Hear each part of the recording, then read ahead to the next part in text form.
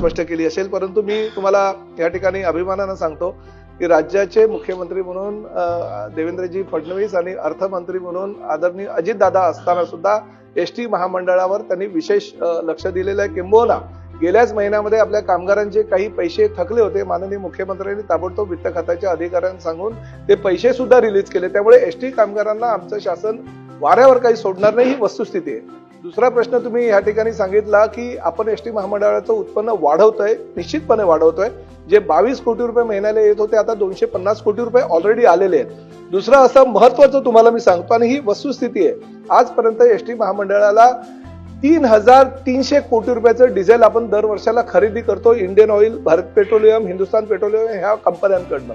मी ST महामंडळाचा अध्यक्ष झाल्यानंतर ताबडतोब त्यांच्याबरोबर बैठक घेतली। 2 रुपये 70 पैसे जी सूट आपल्याला देत होते त्यांनी 30 पैसे वाढवले, म्हणजे 3 रुपयाची सूट केली। परंतु 31 डिसेंबर 2025 ला त्यांची निविदा प्रक्रिया ही संपुष्टात आली होती। माझ्यावर अनेक ठिकाणावरनं प्रेशर आलं की नाही आता निविदा प्रक्रिया करू नका, त्यांनी 3 रुपये तुम्हाला सूट दिली आहे। ही गोष्ट सुद्धा अभिमानानं सांगतो, 30 पैशामध्ये जवळजवळ आपले 30 ते 32 कोटी रुपये वाचले। परंतु आता त्याच कंपन्या उत्तर प्रदेश, बिहार, राजस्थान, गुजरात, हरियाणा ह्या राज्यांना मात्र 4 रुपये 50 पैसे, 4 रुपये 70 पैसे किंवा 5.5 रुपयापर्यंतची सूट देत होते।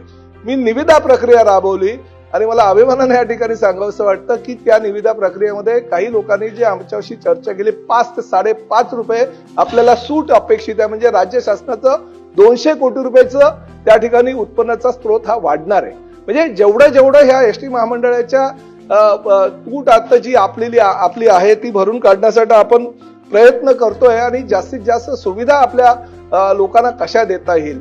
तुमचा तो जो प्रश्न स्पेसिफिक होता की पूर्वी मला असं सांगितलं होतं की आपण 5 ते 10 डेपो घेऊ, परंतु मी 271 डेपो घेतले। त्या 271 डेपोच्या निविदा प्रक्रिया ह्या अंतिम टप्प्यात आहे, किंबहुना ते पब्लिश केलेलं आहे। फक्त काही जे ध्येय आणि धोरणं आपण जे ठरलेली आहेत त्याला मान्यता राज्य शासनाची मिळायची असल्या कारणानं ती अंतिम टप्प्यात आलेली नाही, परंतु 2 महिन्यामध्ये 271 डेपो आणि तेही पॅकेज, म्हणजे एक जर चांगला डेपो असेल तर त्याला पॅरलल 2 ग्रामीण आणि तालुका पातळीवरचे डेपो असे 3 डेपोचे पॅकेजेस आपण करतोय।